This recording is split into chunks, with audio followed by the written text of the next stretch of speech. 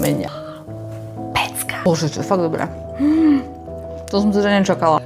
Keďže ja milujem pistaciové croissanty, rozhodla som sa, že ideme si urobiť teraz pistaciové croissanty. Zmiešala som proteínovú Filadelfiu so žltkom. Idem tam teraz dať 2 polievkové lyžice mandlí mletých.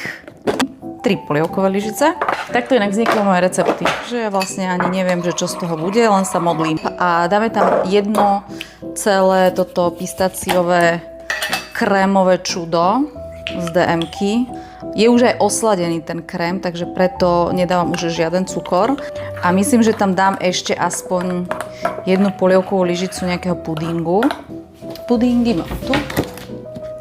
Kto miluje tiež croissanty, tak si príde s týmto receptom podľa mňa na svoje. Vytvarujeme z toho také valčeky. Vidíte, ono sa to pekne odlepí od toho. Dobre. Zmrazené pistaciové valčeky iba zamotáme do lístkového cesta, potrieme vajíčkom a dáme piecť.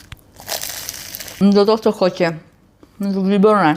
V mikrovlnke som ešte zohriala trošku pistaciového krému, horkej čokolády, ozdobila som to nasekanými orieškami a tá chuť, to musíte vyskúšať.